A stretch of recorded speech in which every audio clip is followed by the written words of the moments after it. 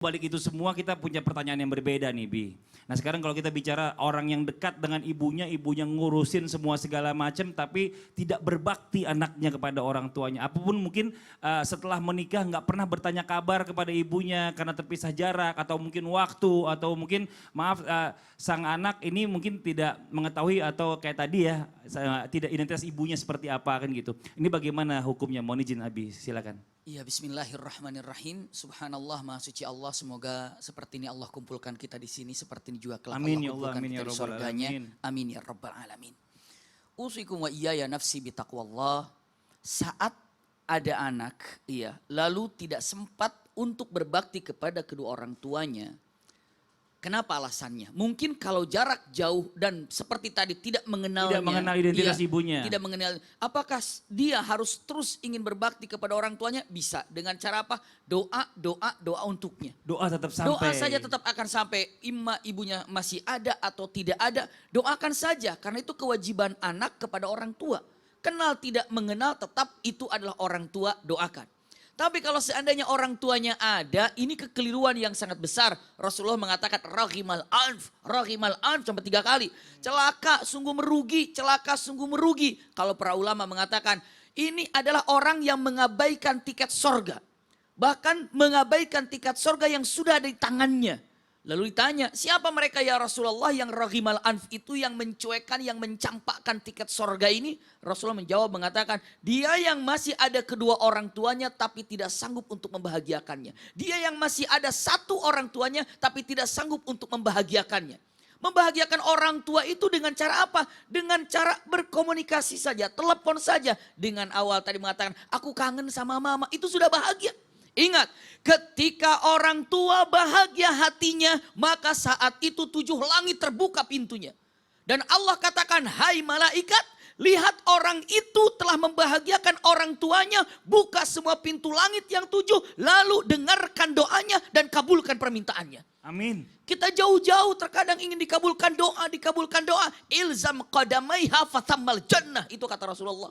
Anda dekat dengan kaki orang tuamu, di situ surga Anda. Kalaulah sorga ada di telapak kaki ibu, apalagi kesuksesan dunia. Mustahil ada keluarga tidak mencapai keluarga sakinah kalau seandainya kedua orang ini punten sanggup membahagiakan kedua orang tuanya. Amin. Ya ini Allah, tegas sekali Rasulullah mengatakan celaka.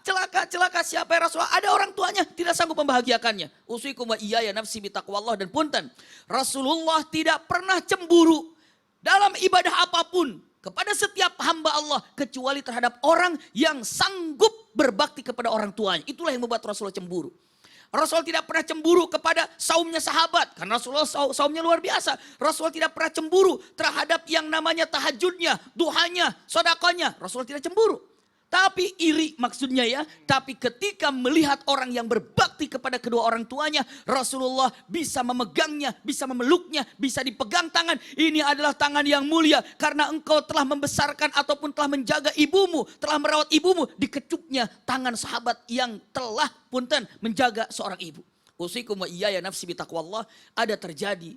Kalau di zaman terjadi di Abdullah bin Umar, ada seseorang yang menggendong ibunya berhaji dari Yaman ke Mekah, ke Madinah. Sampai mengatakan, ya Abdullah bin Umar, ini saya selalu menggendong ibu saya. Lalu ditanya, kapan ibumu kau simpan? Aku simpan ketika punten buang hajatnya, ataupun ketika dia ini dalam keadaan punten bahasanya, pipis di punggungnya. Lalu apa? Buang hajat di punggungnya, dia terasa hangat, lalu dihentikan, dan aku bersihkan, dan aku cuci tanpa untuk melihatnya. Lalu apa perkataan anak ini? Apakah saya sudah termasuk orang yang bisa membalas kebaikan orang tua? Abdullah bin Umar, belum. Wala zafrah min zafaratiha. Kebaikan orang tuamu lebih dahsyat dari apa yang telah kau lakukan seperti itu. Maka doalah paling tidak, karena hanya doa yang paling tidak dapat membahagiakan orang tua kita di dunia dan di akhirat. Allahu Akbar. Jazakallah khairan kasiran. Makasih banyak ilmunya Abi. Ya Allah, langsung mau netes lagi air mata yang di rumah juga mungkin sama nih Bunda ya. Ini kalau kita ngomongin orang tua ini kayaknya gak ada habis-habisnya nih. Semuanya benar-benar tersentuh hati pasti insya Allah ya. Nah sebelum kita lanjutkan lagi buat jamaah yang ada di rumah ya. Ada baiknya kita mendengarkan firman Allah nih dalam segmen Al-Quran Menjawab.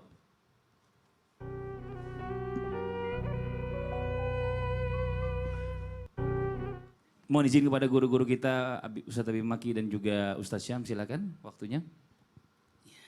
Bismillahirrahmanirrahim.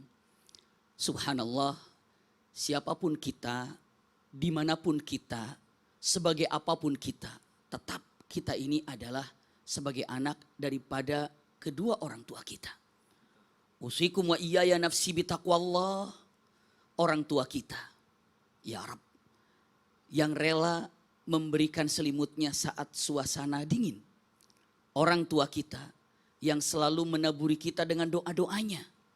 Orang tua kita yang tidak akan pernah tenang hatinya ketika mendengarkan kabar kita dalam keadaan tidak baik. Usikum wa iyaya nafsi bitaqwallah. Lalu apa yang seharusnya kita lakukan kepada kedua orang tua kita yang telah benar-benar mendekap, menyayangi, memeluk kita sampai kapanpun? Quran menjawab. أعوذ بالله من الشيطان الرجيم ووصينا الإنسان بوالديه حملته أمه وهنا على وهن وفصاله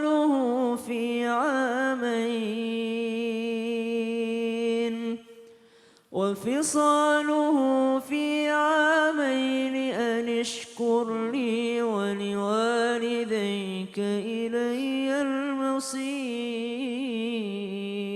Ya Rabb, Allah wasiatkan kepada kita semuanya untuk selalu melakukan perkataan, ucapan, tingkah laku yang baik kepada kedua orang tua. Ternyata wahnan ala wahnin, kesulitan di atas kesulitan, kelelahan di atas kelelahan saat orang tua kita mengandung kita. Maka yang Allah anjurkan kepada kita, anusykurli wali walidaik, syukur pada Allah, taat kepada Allah, wali walidaik maknanya adalah khidmat kepada kedua orang tua. Ternyata siapapun kita memiliki anak, kita sebagai orang tua mencintainya dan tidak ingin jauh terhadap anak. Tapi sebenarnya yang maha menjaga keturunan kita adalah Allah subhanahu wa ta'ala. Allah punya rencana yang terbaik ketika kita ingin menjadikan anak kita berada dalam syariat. Lihat bagaimana seseorang yang dalam keadaan keluh kesah, cinta anak, ingin dekat dengan anak. Tapi ada seorang raja yang zalim ingin memisahkan antara ibu dan anaknya. Ingin membinasakannya. Namun lihat karena ketaatan kepada Allah, ya Rabb, ternyata anak ini langsung boleh dikatakan diasuhnya dalam naungan rahman rahimnya Allah subhanahu wa ta'ala. Siapa wanita ini dan siapa anak laki-laki ini? Quran menjawab. وأوحينا إلى أم موسى أن أرضعيه فإذا خفت عليه فألقيه في اليم ولا تخافي ولا تحزني إنا رادوه إليك وجاعلوه من المرسلين. Hai Ummi Musa, engkau sangat mencintai anakmu. Engkau sayang kepada anakmu. Tapi aku Allah sangat mencintai juga anakmu. Dan aku akan atur bagaimana. Maka engkau akan aku berikan anakmu dengan selamat. Dengan syarat jauhkan sejenak denganmu. Maka Allah akan kembalikan anak ini ke pangkuanmu. Usikum wa iyaya nafsi bitaqwallah. Lalu apa kewajiban kita kepada anak? Ingat, anak ini milik kita, tapi ini amanah dari Allah. Maka siapapun yang berani jauh dengan anak demi kesuksesan syariat, Allah akan kembalikan kepadanya. Usikum wa iyaya nafsi bitaqwallah. Apa yang harus kita lakukan kepada kedua orang tua sementara kita berada dalam keadaan lemah untuk mengembalikan kebaikan-kebaikan orang tua?